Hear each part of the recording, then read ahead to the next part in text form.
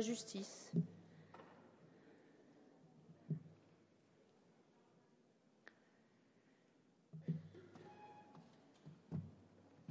Madame la Présidente,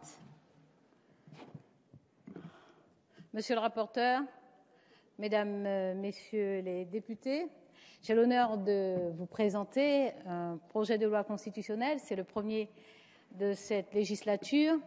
Il vise à modifier les articles 64 et 65 du titre 8 de la Constitution. Il modifie de façon substantielle le Conseil supérieur de la magistrature. Nous avons réécrit l'intégralité de l'article 65 pour lui donner plus d'homogénéité et de cohérence. C'est-à-dire que nous avons distingué d'une part les fonctions du Conseil supérieur de la magistrature en 8 alinéas.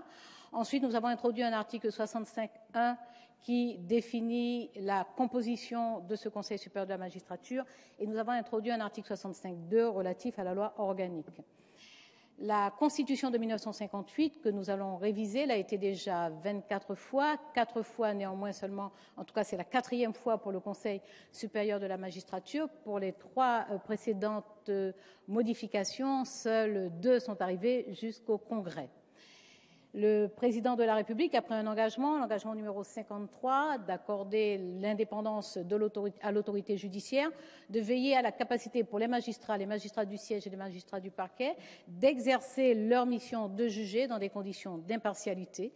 Cela suppose donc cette modification substantielle du Conseil de la magistrature, mais également l'interdiction de donner des instructions individuelles de la part de l'exécutif dans des dossiers individuels. C'est une disposition qui fera l'objet d'un projet de loi qui vous sera soumis très prochainement, puisqu'il s'agira là de modifier le Code de procédure pénale.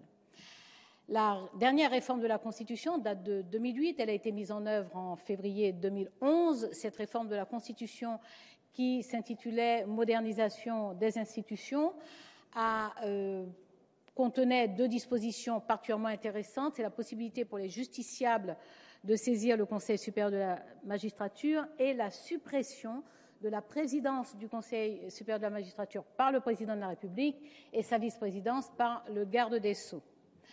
Si vous acceptez, si le Congrès, l'Assemblée nationale, le Sénat d'abord et ensuite le Congrès consentent à voter cette réforme constitutionnelle dans la loi organique, nous allons améliorer les conditions de saisine du Conseil supérieur de la magistrature par les justiciables. Néanmoins, cette réforme de 2008 avait quand même 2 défauts majeurs. Le premier, c'est que le pouvoir politique continuait à nommer les personnalités extérieures. Il a même augmenté le nombre de ces personnalités extérieures. Elles étaient 4, elles sont devenues 6 en 2008, nommées 2 par le président de la République, 2 par le président de l'Assemblée nationale et 2 autres par le président du Sénat. D'autre part, les pouvoirs du Conseil supérieur de la magistrature ont été réduits. Ils ont été réduits notamment en matière d'autosaisine, puisque le Conseil constitutionnel, dans une réserve d'interprétation, a estimé que la loi organique qui mettait en application cette réforme de 2008, que la loi organique n'entendait pas autoriser le Conseil supérieur de la magistrature à s'autosaisir. Mais il y a un défaut plus important encore, c'est que la réforme de 2008 a maintenu le statu quo sur la nomination des magistrats du parquet, c'est-à-dire qu'il a maintenu toute la discrétion de l'exécutif sur ces nominations et il est arrivé plusieurs fois que l'avis du Conseil supérieur de la magistrature ne soit pas respecté par l'exécutif, en tout cas ne soit pas suivi par l'exécutif, ce que permettait évidemment la Constitution, ce qui a malheureusement contribué à un climat de suspicion sur les nominations qui étaient effectuées par ces magistrats. Le projet de loi que nous vous proposons vise donc justement à modifier d'abord cet état de fait avec une suspicion, mais aussi ses capacités de l'exécutif à intervenir dans la composition et dans le fonctionnement du Conseil supérieur de la magistrature et vise à créer les conditions qui permettront à ce Conseil supérieur de la magistrature d'exercer correctement ces 3 attributions principales, c'est-à-dire la nomination des magistrats, l'action disciplinaire vis-à-vis des magistrats et sa matière consultative, puisque la Constitution prévoit que le président de la République peut le saisir pour avis, le garde des Sceaux peut l'interroger sur les questions relatives à la déontologie des magistrats ainsi qu'à l'indépendance de la justice. Ce projet de loi donc s'inscrit dans une démarche de consolidation de nos institutions, de l'instance Conseil supérieur de la magistrature, mais également de l'institution judiciaire. Et c'est une démarche qui s'inscrit dans un processus historique de démocratisation de l'institution judiciaire et de cette instance en fait qui assure l'action disciplinaire vis-à-vis des magistrats et la nomination des magistrats. Ce processus historique a une étape importante à partir de la Constitution de 1791 qui instaure clairement un pouvoir judiciaire avec des juges à plein temps. La Constitution de 1795, alors je vous donne évidemment les dates en calendrier grégorien, je vous épargne les fructidores et les frimaires.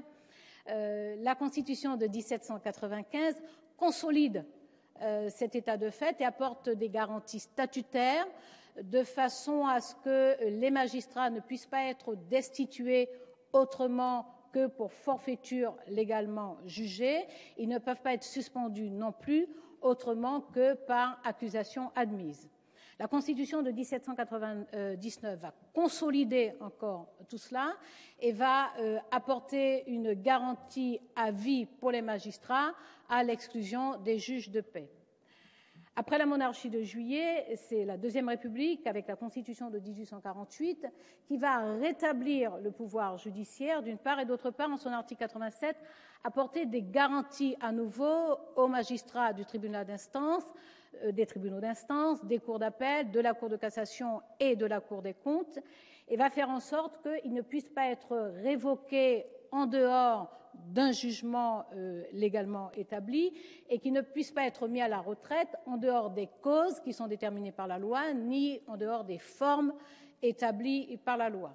C'est à partir de la Troisième République, donc par la loi du 30 août 1883, que va apparaître pour la première fois le Conseil supérieur de la magistrature.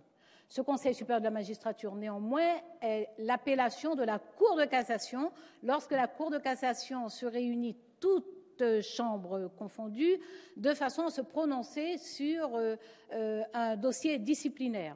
Ce n'est donc pas encore le Conseil supérieur de la magistrature que nous connaissons dans la Constitution de 1958, ni même le Conseil de la Constitution de 1946. Parce qu'effectivement, la 4e République va installer un Conseil supérieur de la magistrature et va en faire un organe constitutionnel. Cet organe constitutionnel sera néanmoins confié, verra sa présidence confiée au président de la République et sa vice-présidence au garde des Sceaux. Cependant, les magistrats vont être élus par leurs pairs, alors que jusque-là, ils étaient nommés soit directement alors pour les magistrats, ils étaient nommés sur proposition de la Cour de cassation et les personnalités extérieures étaient nommées directement par le président de la République. Néanmoins, les pouvoirs de ce Conseil supérieur vont être étendus, seront étendus parce que dorénavant, il est chargé de la nomination des magistrats, il est chargé également de veiller à l'indépendance de ces magistrats, il est chargé évidemment de l'action disciplinaire, il est même chargé sous la 4e République de l'administration des tribunaux judiciaires, sauf que c'est une compétence qui ne sera jamais exercée. Mais il n'empêche que la réforme de 1946 est importante, d'une part parce qu'elle va installer durablement le Conseil supérieur de la magistrature en tant qu'organe constitutionnel, il ne sortira plus de la Constitution. Ensuite, parce qu'il va commencer à installer une distance entre le corps de la magistrature et, d'une part, l'exécutif, d'autre part, la Cour de cassation, qui avait pris un pouvoir important sous la Troisième République. Mais c'est à la pratique qu'en fait le Conseil supérieur de la magistrature va acquérir de l'autonomie. Et cette autonomie, elle sera favorisée par un président de la République en particulier, c'est Vincent Auriol, qui va considérer qu'il a carrément une compétence liée par rapport aux propositions du Conseil supérieur de la magistrature. Il va même proposer d'ailleurs le transfert de la gestion du personnel à l'exclusion de la sous-direction des magistrats du parquet, sous-direction qui n'existe plus du fait de l'unité constitutionnelle du corps. Il va proposer donc ce transfert au Conseil supérieur de la magistrature. La 5e République, elle, sera en retrait. Elle va maintenir le caractère constitutionnel du Conseil supérieur de la magistrature, mais très clairement, la conception gaullienne du pouvoir, qui considère que la légitimité démocratique émane du président de la République, qui lui est élu au suffrage universel, va montrer une prudence plus grande vis-à-vis de l'autonomie du Conseil supérieur de la magistrature. Cependant, sous la Ve République, les magistrats deviennent majoritaires. Ils sont 6 sur un effectif total de 9 membres. Mais il faut se rappeler que néanmoins, la présidence est toujours assurée par le président de la République et la vice-présidence par le garde des Sceaux. Plus récemment, nous avons eu la réforme de 1993. Cette réforme de 1993, d'abord, veut répondre à un souci d'innovation d'une part et d'équilibre d'autre part. Cette réforme va introduire 3 modifications essentielles. La première, c'est la diversification dans les modes de désignation. Ensuite, il y a 2 formations seront mises en place, une formation compétente à l'égard du siège, une formation compétente à l'égard du parquet. Pour ce qui concerne les désignations, les magistrats seront élus par leur pairs et 4 membres seront désignés par le président de la République, le président du Sénat, le président de l'Assemblée nationale et par le vice-président du Conseil d'État.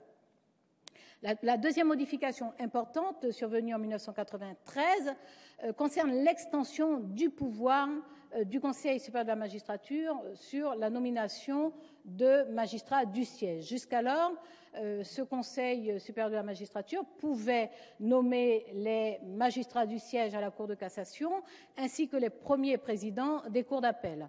À partir de 1993, il pourra également proposer et nommer pratiquement nommer, puisque c'est une proposition, mais sur avis conforme, va proposer les magistrats, les présidents des tribunaux de grande instance, et il pourra se prononcer avec avis conforme sur la totalité des nominations au siège. Un progrès supplémentaire, c'est la 3e modification de 1993, c'est que la formation parquet pourra dorénavant émettre un avis qui sera un avis simple, un avis consultatif, celui qui a été maintenu d'ailleurs dans la réforme de 2008, un avis consultatif sur les nominations des magistrats du parquet.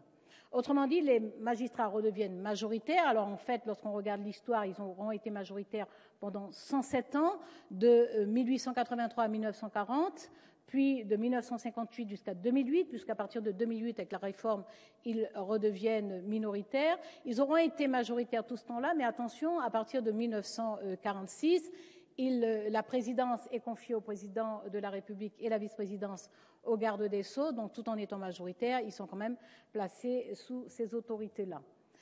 En 1998, Elisabeth Guigou, garde des Sceaux, a présenté un projet de loi qui déjà proposait l'avis conforme sur la nomination des magistrats du parquet, dans un souci déjà clairement affiché de veiller aux conditions d'impartialité de l'exercice de la mission de juger pour les magistrats du parquet. Et cette réforme de 1998 proposait déjà aussi une nomination des personnalités extérieures par un collège de personnalités du monde judiciaire principalement. Ces personnalités extérieures étaient au nombre de 4. À partir de la réforme de 2008, elles sont au nombre de 6. Et ça, c'est une des dispositions d'affaiblissement quand même, contenues dans la réforme de 2006, c'est que le pouvoir politique, je l'ai rappelé tout à l'heure, nomme 6 personnalités sur les 15 membres du Conseil supérieur de la magistrature. Donc cette réforme était déjà là. Malheureusement, quoiqu'ayant obtenu les 3/5 des 2 chambres, elle n'a pas été inscrite au Congrès et n'a donc pas pu être ratifiée par le Parlement rassemblé à Versailles. Mais il n'empêche que l'essentiel de la démarche était déjà là. L'affichage de cette volonté d'indépendance de l'autorité judiciaire et des conditions d'impartialité pour l'exercice de la mission de juger était déjà inscrite dans la loi. Le président de la République a souhaité en revenir justement à ces conditions d'impartialité pour l'ensemble des magistrats du siège et du parquet, donc éviter l'ingérence du pouvoir politique dans la composition du Conseil supérieur de la magistrature, dans son fonctionnement, et en plus renforcer ses pouvoirs, ce qui se fait en 2 temps, je l'ai dit. D'une part, évidemment, consolider le Conseil supérieur de la magistrature, d'autre part, mettre un terme aux instructions dans les dossiers individuels. C'est d'ailleurs ce que je respecte depuis que je suis aux responsabilités, c'est-à-dire que je respecte strictement l'avis conforme pour la nomination de tous les magistrats du parquet. Et de plus, le 31 juillet, j'ai pris une circulaire qui mettent à la transparence les postes de procureurs généraux, d'inspecteurs généraux et d'avocats généraux à la Cour de cassation. C'était des nominations qui étaient totalement à la main du garde des Sceaux, qui ne faisaient pas l'objet de publication et qui étaient donc présentées au Conseil supérieur de la magistrature, sans respect d'avis conforme. Donc non seulement nous respectons l'avis conforme depuis mai 2012, mais en plus nous avons rendu transparentes ces candidatures, c'est-à-dire que les postes sont publiés, les candidatures sont publiées et le choix du garde des Sceaux est également publié, celui qui est présenté au Conseil supérieur de la magistrature. Alors, à l'occasion de ces débats, mais c'était déjà le cas avant, évidemment, il y a ceux qui pensent que ce que nous faisons n'est pas suffisant et ceux qui pensent que ce que nous faisons va trop loin et favorise le corporatisme, j'y reviendrai. Pour ceux qui pensent que ce que nous faisons n'est pas suffisant, il y en a qui revendiquent un pouvoir judiciaire, alors que dans la Constitution, à l'article 64 et 65, nous avons une autorité judiciaire. Il y en a donc qui revendiquent un pouvoir judiciaire d'une part et qui souhaitent un Conseil supérieur de la justice. Un Conseil supérieur de la justice, cela veut dire, en tout cas on peut le penser ainsi, que les magistrats ne soient pas les seuls représentés à l'intérieur de ce Conseil supérieur de la justice, que d'autres représentants des personnels de la justice, des greffiers par exemple, ou des fonctionnaires devraient l'être, mais surtout, il faut bien se rendre compte que ce serait une modification de l'équilibre des pouvoirs tel que cet équilibre est conçu dans la Constitution et tel qu'il est constitué dans les bases mêmes de la répartition et de la séparation des pouvoirs. Cela appellerait au moins une assemblée constituante. En tout état de cause, le gouvernement, ni le président de la République, ni le gouvernement n'ont souhaité donc s'engager dans la voie de ce pouvoir judiciaire. Par contre, et pour s'assurer que le Conseil supérieur de la magistrature va continuer à contribuer à l'indépendance de l'autorité judiciaire, nous avons introduit une modification dans l'écriture de l'article 64. L'article 64 dit que le président de la République est le garant de l'indépendance de l'autorité judiciaire et qu'il est assisté par le Conseil supérieur de la magistrature. Nous avons introduit une phrase disant que le Conseil supérieur de la magistrature concourt par ses avis et ses décisions à l'indépendance de l'autorité judiciaire dont le président de la République est garant. Il y a un amendement puisqu'il y a des propositions et la commission des lois a d'ailleurs adopté un amendement pour modifier le verbe. Je vous ferai part tout à l'heure lors de la discussion. Oui, à l'unanimité, et quand vous en êtes l'auteur, c'est un hommage, monsieur le député Fenech. Et bon, ce n'est pas moi qui ai ouvert les hostilités et je suis presque en position de juge de paix, garantie d'ailleurs depuis la Constitution de 1799. Nous avons modifié, nous allons y revenir lors de la discussion sur les articles et en particulier sur cet amendement. Je vous ferai part des résultats de la dernière séance de travail que j'ai eue avec le Conseil supérieur de la magistrature la semaine dernière. D'abord sur le verbe que vous avez adopté dans l'amendement. D'une part, oui, veille, et d'autre part, une modification, une légère modification, parce que le Conseil supérieur de la magistrature fait observer que énoncer ses avis et ses décisions alors qu'il peut, et puis en plus nous lui ouvrons une possibilité d'autosaisine, un pouvoir d'autosaisine, que c'est limitatif, donc une formulation comme dans l'exercice de ses attributions serait à la fois plus neutre et plus globale, de façon à ne pas risquer qu'une partie de l'activité du Conseil supérieur de la magistrature ne concourt pas, ne veille pas, en tout cas, à cette indépendance de l'autorité judiciaire. Le projet de loi que je suis chargée de vous proposer introduit donc 3 changements importants. Le premier changement concerne la composition du Conseil supérieur de la magistrature. Le président de la République a souhaité organiser une majorité d'une voix de magistrats au sein du Conseil supérieur de la magistrature. Cela ne relève pas de l'engagement numéro 53 et qui n'était pas précis à ce point. sur la composition, sur les modalités d'organisation de l'indépendance de l'autorité judiciaire, mais c'est une déclaration publique du président de la République à l'occasion de l'audience solennelle de rentrée de la Cour de cassation et à la suite, bien entendu, de consultations des représentants de magistrats, mais de consultations d'autres responsabilités. Et il faut dire que plusieurs arguments plaident pour cette majorité, d'une part, et d'autre part, le président de la République a souhaité émettre un signal de confiance à l'égard des magistrats, compte tenu du mal-être fortement vécu par cette institution judiciaire et vis-à-vis de laquelle le nouveau gouvernement est chargé depuis mai 2012 de procéder à la réhabilitation compte tenu de la nécessité d'abord de créer les conditions d'exercice de ce métier, de rétablir le respect vis-à-vis de cette mission de juger, de faire en sorte que les juges se sentent en capacité, en situation d'exercer cette mission dans l'impartialité. Le président de la République a souhaité cependant que la présidence du Conseil supérieur de la magistrature revienne à une des personnalités extérieures. Une de ces personnalités extérieures désignées par le collège, en tenant compte du fait que parmi ses prérogatives, il y a la maîtrise de l'ordre du jour, donc il y a une possibilité pour cette personnalité extérieure de faire en sorte que les critiques de corporatisme qui sont faites au Conseil supérieur de la magistrature soient neutralisées au moins de cette façon. Alors, néanmoins, le gouvernement entend bien les critiques, justement ces critiques de corporatisme qui ne sont pas toutes fondées d'ailleurs et qui, pour certaines, sont même très franchement malveillantes. Le Premier ministre a souhaité procéder à des consultations. Il a reçu tous les représentants de partis politiques ainsi que tous les responsables de groupes parlementaires. Et il est apparu, en plus des consultations que j'ai moi-même conduites en tant que garde des Sceaux, il est apparu que la quasi-unanimité des personnalités reçues préférait la parité à la majorité en faveur des magistrats. Le Conseil supérieur de la magistrature lui-même se prononce en majorité pour la parité au sein du Conseil supérieur de la magistrature. Cette parité n'est pas contraire aux standards européens. Il est certain que lorsqu'on se réfère à un certain nombre d'avis et de recommandations qui sont émises, ces recommandations, par des associations ou par des organismes para-étatiques composés majoritairement de magistrats, il y a une préconisation de majorité de magistrats. Mais lorsqu'on regarde les documents plus formels, c'est-à-dire la Charte européenne sur le statut des juges, qui a été adoptée en 1998, lorsqu'on regarde la résolution de 2009 ou la recommandation de 2010 du Comité des ministres, la préconisation est paritaire.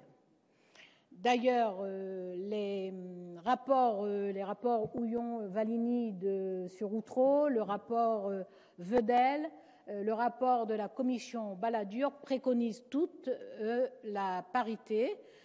Et lors du débat sur la réforme de 2008, des parlementaires de l'opposition, enfin de l'actuelle opposition qui était dans la majorité, eux-mêmes d'ailleurs préconisaient la parité. C'était dans l'autre sens puisque la loi de 2008 a mis la majorité en faveur de la société civile, des personnalités extérieures, et certains parlementaires donc réclamaient la parité. En tout cas, il y a un avis général assez répandu, assez général en faveur de la parité.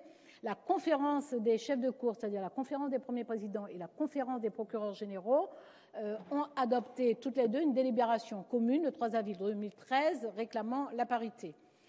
Le rapporteur a présenté un amendement en faveur de la parité, la commission des lois l'a voté et le gouvernement émettra en son temps un avis favorable.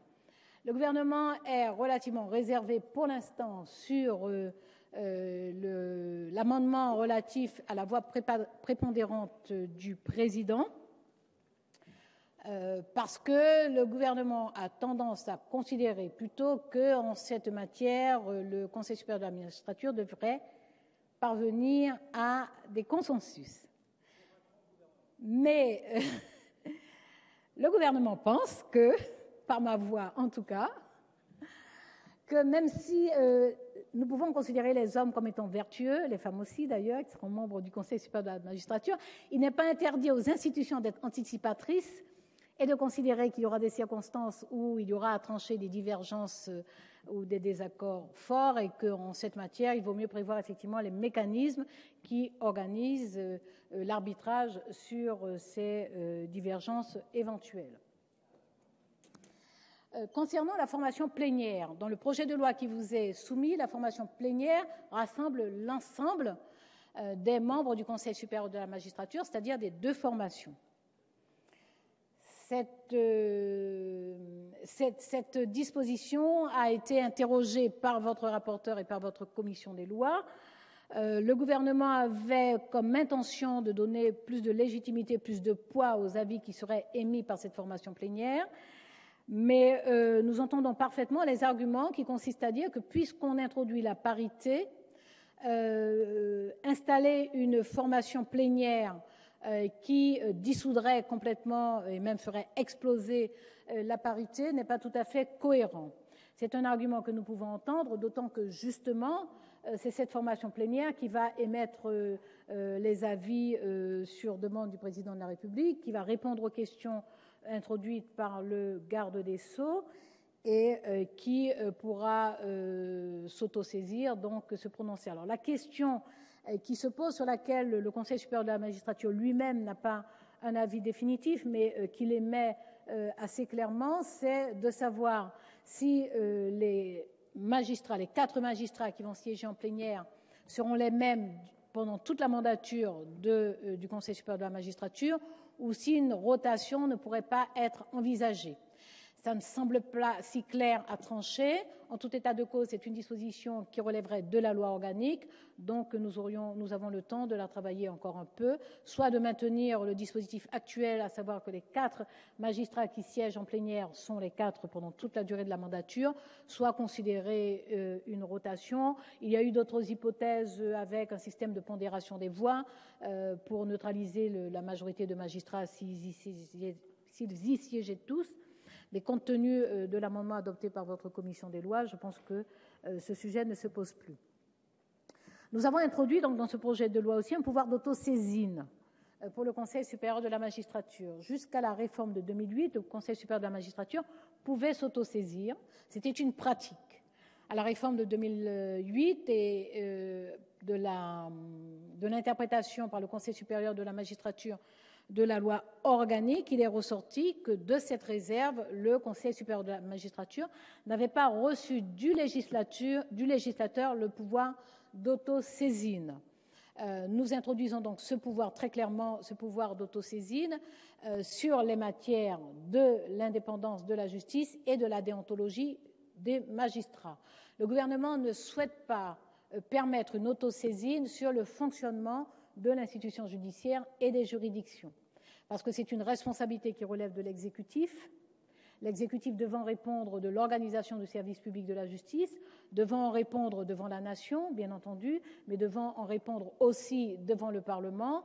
C'est d'ailleurs pour répondre à cette obligation que le garde des Sceaux peut interroger le Conseil supérieur de la magistrature sur un certain nombre de matières, de façon à être en mesure de répondre au Parlement. Donc la question du fonctionnement des juridictions ne fait pas partie du pouvoir d'autosaisine prévu dans le projet de loi qui vous est soumis. Le président de la République peut déjà saisir le Conseil supérieur de la magistrature, le garde des Sceaux peut déjà le saisir, le Conseil peut s'autosaisir. Il se pose la question de la capacité des magistrats à saisir le Conseil supérieur de la magistrature. Ce n'est pas encore le cas. Nous avons eu des discussions qui ne sont pas simples à trancher là-dessus. Le principe de permettre aux magistrats de saisir le Conseil supérieur de la magistrature est acquis. Personne ne conçoit qu'ils soient les seuls à ne pas pouvoir saisir le Conseil supérieur de la magistrature. La question est celle de la configuration de cette saisine et du destinataire de la saisine. Le Conseil supérieur de la magistrature estime qu'il n'est pas souhaitable qu'il puisse être saisi en tant que tel, parce qu'il pourrait se retrouver en situation de se prononcer sur une question déontologique et dans le même dossier être amené à un autre moment à se prononcer dans le cadre disciplinaire. C'est d'ailleurs ce qu'il a répondu et ce qu'il a évoqué lors de la dernière saisine que j'ai effectuée concernant le mur de personnalité trouvé à l'intérieur d'un local syndical. Il a estimé qu'il ne peut pas se prononcer sur la déontologie parce qu'il se mettrait dans l'incapacité par la suite s'il y avait un autre avis à prononcer sur le même sujet. Donc nous pouvons encore travailler parce que c'est la loi organique aussi qui, comme pour les justiciables, définira les conditions dans lesquelles le Conseil supérieur de la magistrature pourra être saisi par les magistrats, mais sur le principe de la saisine par les magistrats, je crois qu'il n'y a pas d'argument solide pour s'y opposer. Ça, c'est le premier grand changement contenu dans ce projet de loi. Le deuxième grand changement, donc ce premier, c'était la composition et le fonctionnement. Le deuxième grand changement du projet de loi concerne l'indépendance et l'organisation de cette indépendance. Alors, je vous rappelle très rapidement un peu les grandes étapes de l'état des lieux actuel. En 1958, c'est le président de la République qui nommait les personnalités extérieures directement et les magistrats sur proposition de la Cour de cassation. En 1993, les magistrats sont élus. En 2008, ils sont toujours élus par leur pairs. Par contre, alors que 4 personnalités extérieures étaient nommées par le pouvoir politique, à partir de 2008, ce sont 6 personnalités extérieures qui sont nommées par le pouvoir politique. Le projet de loi que nous vous soumettons met un terme à ces nominations par le président de la République, le président du Sénat et le président de l'Assemblée nationale.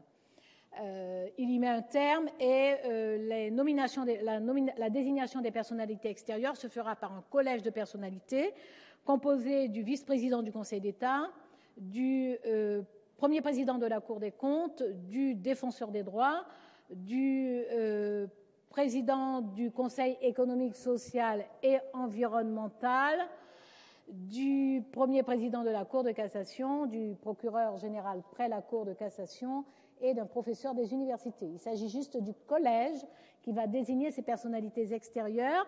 Ces personnalités extérieures leur candidature sera soumise au Parlement par devant la commission des lois constitutionnelles qui procédera à des auditions publiques s'il en décide ainsi. Et la volonté du gouvernement dans ce texte, c'est de soumettre une liste de personnalités désignées par ce collège. Une liste de personnalités de façon à conduire le collège à concevoir une équipe complémentaire dont l'efficacité serait liée à l'addition des compétences et des personnalités qui sont proposées à la commission des lois constitutionnelles. Le projet de loi prévoit une validation par la commission des lois aux 2/3 négatifs, c'est-à-dire une validation hors une contestation par 3/5 des voix de la commission des lois constitutionnelles.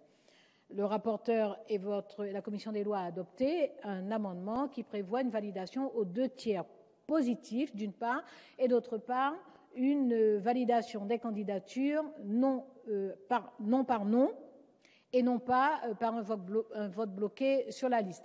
L'intention du gouvernement, c'était d'éviter que des personnalités soient juste juxtaposées, d'une part, et que, d'autre part, les légitimités se morcellent. Alors qu'avec la présentation d'une liste et un vote sur la liste par la Commission, il y a l'effort de cette équipe dont je rappelle que c'est en son sein qu'est désigné le président du Conseil supérieur de la magistrature. Mais nous verrons ce que donnent les débats tout à l'heure et bien entendu votre Assemblée est souveraine et ce projet de loi contiendra les modifications que vous déciderez de lui apporter. Le troisième grand changement vise à assurer les conditions d'impartialité. Je le disais, la loi de 1998, qui n'est pas arrivée jusqu'au Congrès, avait affiché très clairement ce souci d'assurer l'impartialité. Cette impartialité, elle est garantie par les conditions de nomination des magistrats du parquet en particulier. Et ce projet de loi aligne les modalités de nomination des magistrats du parquet sur celles des magistrats du siège. C'est historique, c'est sans précédent. C'est-à-dire que pour la première fois, les magistrats du parquet feront l'objet d'une nomination par avis conforme, c'est-à-dire que le garde des Sceaux continuera à proposer les candidatures, mais l'avis conforme ne sera pas de la seule volonté du garde des Sceaux tel que je l'applique depuis mai 2012, mais tel que mon prédécesseur l'appliquait déjà, parce que toute l'année qui a précédé, il a respecté l'avis conforme du Conseil supérieur de la magistrature. Donc cette disposition sera constitutionnalisée. C'est très important pour l'unité du corps, d'une part, mais d'autre part, pour permettre que le regard sur les magistrats du parquet soit un regard qui les rétablisse vraiment dans la totalité et la plénitude de leur qualité de magistrat, parce qu'il faut rappeler qu'ils suivent les mêmes formations, qu'ils sont recrutés selon les mêmes modalités, qu'ils prêtent le même serment, qu'ils respectent la même déontologie. Ils relèvent de l'ordonnance de 1958 et de la voie hiérarchique qui est établie par cette loi organique, mais pour le reste, ce sont des magistrats de plein exercice, et ces conditions de nomination qui sont absolument identiques à celles des magistrats du siège constituent une modification substantielle des conditions d'indépendance de l'autorité judiciaire et donc du fonctionnement du Conseil supérieur de la magistrature. Par ailleurs, ce projet de loi aligne le régime disciplinaire des magistrats du parquet sur celui des magistrats du siège, c'est-à-dire qu'il ne reviendra plus au garde des Sceaux d'interpréter, de modifier et de décider finalement de la sanction disciplinaire après que le Conseil supérieur de la magistrature se sera prononcé sur saisine du garde des Sceaux. La décision du Conseil supérieur de la magistrature s'imposera dorénavant au garde des Sceaux de la même façon qu'elle s'impose déjà pour les magistrats du siège. Ces modifications donc introduisent une nature très différente, très fortement différente du Conseil supérieur de la magistrature. Il est bon de rappeler que le garde des Sceaux, au nom du gouvernement, demeure responsable de la politique pénale sur l'ensemble du gouvernement, sur l'ensemble du territoire. C'est une prérogative constitutionnelle énoncée à l'article 20 de la Constitution. Et c'est la responsabilité de garde des Sceaux de veiller à ce que sur l'ensemble du territoire, la politique pénale soit la même, de façon à assurer à tous les justiciables, où qu'ils se trouvent sur le territoire, la même qualité de justice. Bien entendu, il revient au procureur général de décliner cette politique pénale selon les caractéristiques de son ressort et au procureur de l'affiner encore plus puisque c'est lui qui exerce l'action publique.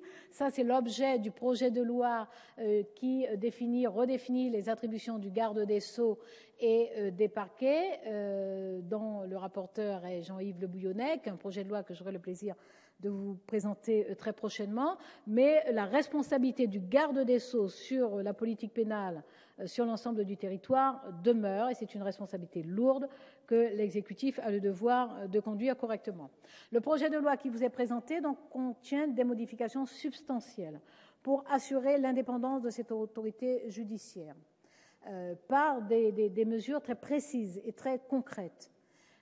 En même temps qui ne désarme pas l'exécutif de sa responsabilité vis-à-vis de l'ensemble des citoyens, parce que le service public de la justice doit pouvoir fonctionner sur l'ensemble du territoire dans les mêmes conditions.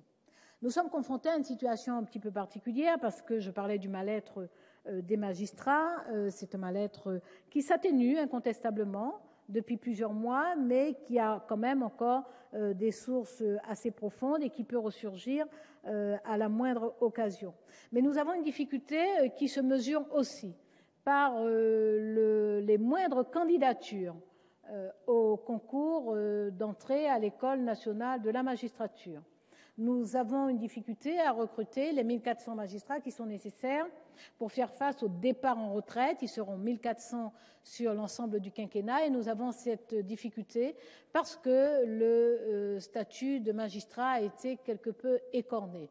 Il est important de réexprimer la confiance que les responsables politiques ont vis-à-vis des magistrats. C'est ce que fait le gouvernement avec ce projet de loi, c'est ce que vous déciderez de faire éventuellement en l'améliorant et en l'adoptant.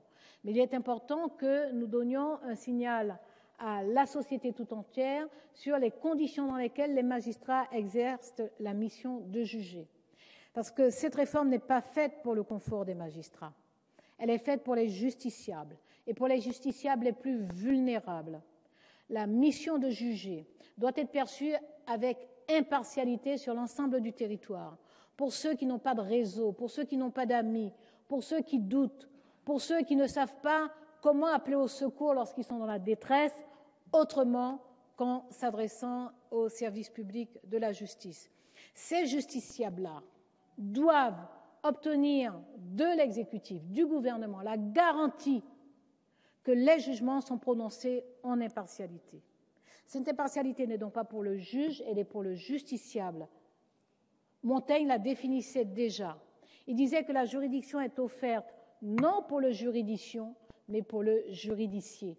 En langage contemporain, ça veut dire très clairement que la justice est conçue non pour le juge, mais pour le justiciable. Je vous remercie.